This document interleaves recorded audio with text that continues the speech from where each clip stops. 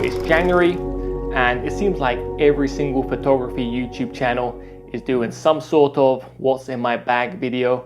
So seeing that it's my first January on YouTube, I thought I'd give you guys an overview of my photography gear and what I use on a regular basis. Before we get into the list of gear, a quick reminder, I specialize in street photography, so all of my gear is going to be geared towards street photography. So to kick things off, let's talk bags. And as I said earlier, I don't like using bags normally when I go out taking photos, especially backpacks.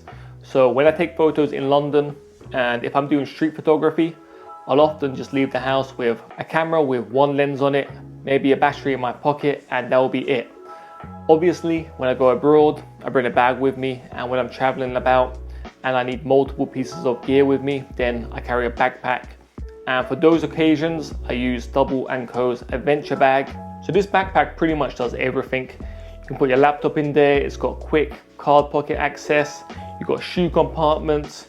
I mean, I use it for travel photography as well. It's comfortable, it's light, and it's waterproof too. This isn't the kind of bag I'll use if I'm just walking around the city. It's more the kind of bag I use when I go traveling, or if I need a change of clothes, if I need multiple lenses for a job, then I'll bring a backpack like this. But if I'm walking around the city and I do want to bring another lens or two, then I bring this small sling bag from Colombia.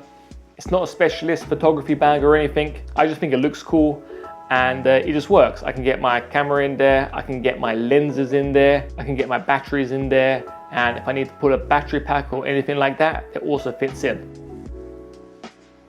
But let's move on to cameras and the cameras I use on a regular basis. So I have two camera bodies. One is the X-T3, which is being used right now to film this episode. And secondly, I have the X Pro 2. So for most of my street photography, I actually prefer using the older X Pro 2 camera.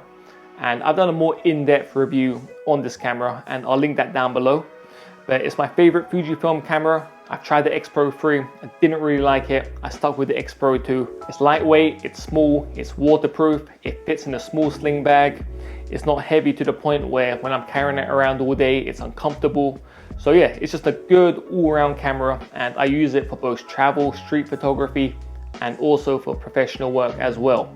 Next up, it's the Fujifilm X-T3, and I use this for more of my video and professional work. Also for filming all of my episodes on YouTube, like this one here. So the X-T3 isn't too dissimilar to the X Pro 2, but you do have more video options, so it's a bit more versatile. There is a newer X-T4, which has inbuilt body stabilization, but I haven't upgraded to that yet. And at this point, I'm probably gonna wait until the next XH2 or the X-T5. So we're going to see what happens regarding new bodies in the near future. I think Fujifilm has a conference coming up later on this month, so they should release information on any new upcoming cameras.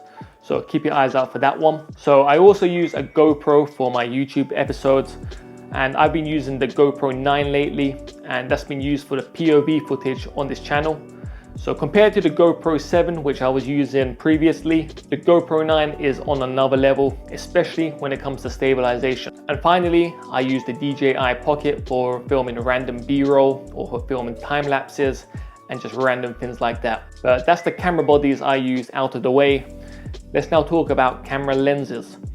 So when it comes to Fujifilm, one of the main reasons I moved over from Sony to Fujifilm was the f2 range of lenses. So the f2 range of Fujifilm lenses are small, they're all weather sealed, and they're lightweight. And I use the 23mm, the 35mm, and 50mm for pretty much all of my photography.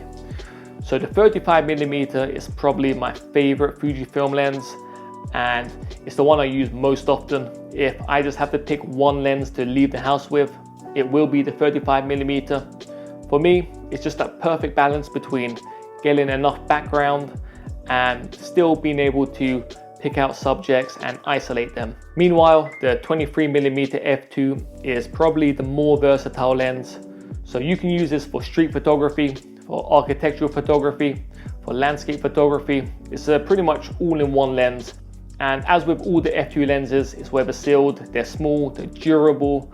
I mean, I've been throwing these in my bag for years now and nothing's ever happened to them. As for the 50mm f2, It's a focal range I really like for street photography, especially in the last year and probably in 2021 as well, where you can't really get close to people anymore. So having a lens with a bit more range does work out better for street photography. And finally, towards the end of last year, I picked up the 35mm f1.4, which I'm going to be using more for nighttime street photography.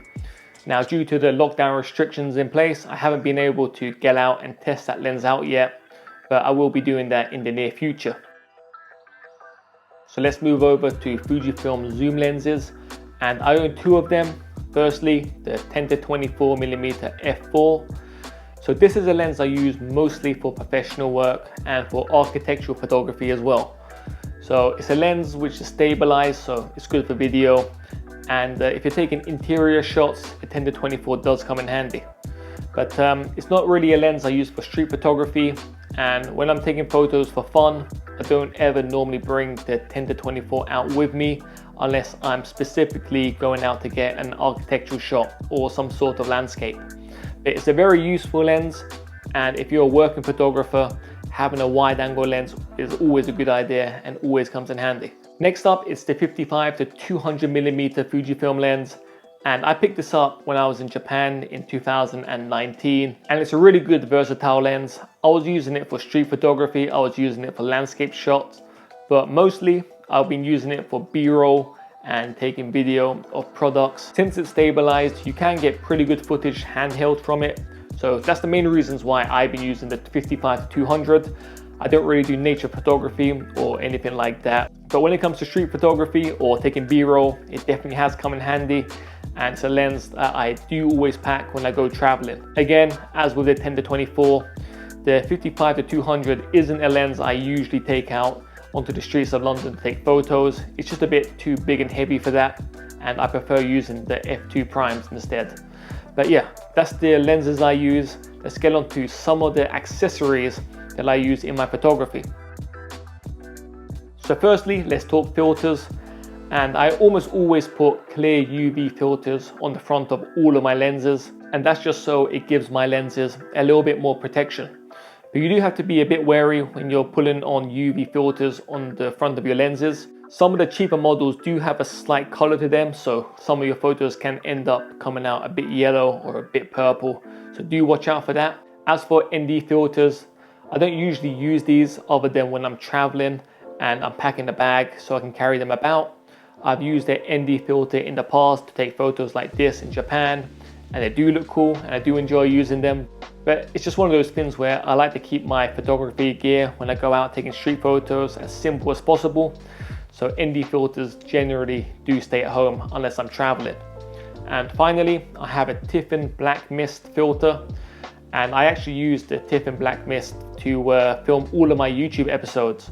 So it's in front of my 35mm lens right now, and it just helps soften the image slightly and give it more of a film look rather than a sharp digital look. But let's now move on to the stabilization gear I use. And firstly, I use a Vanguard VE02 as my tripod. It's a fairly standard travel tripod. It's pretty light, it packs up pretty small, so it fits in normal size bags. And yeah, it's pretty stable. It's not probably a professional tripod you'll use if you're into landscape photography. Next up is the DJI Ronin SC, and this is a stabilizer I use with my X-T3 and X Pro 2. And I use it mainly for commercial work, and it just helps reduce that camera shake when I'm getting video footage.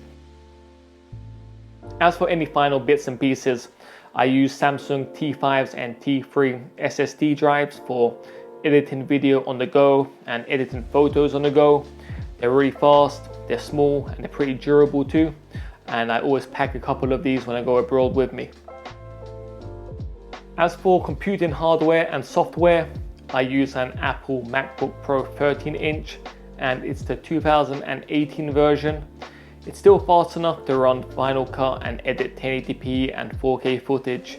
And also, it's more than fast enough to edit photos on Lightroom. As for software I use to edit, I use Final Cut to edit all of my YouTube episodes and any video, and I use Adobe Lightroom and Photoshop for editing my photos. That's the gear I use for most of my photography. I hope you found this episode helpful.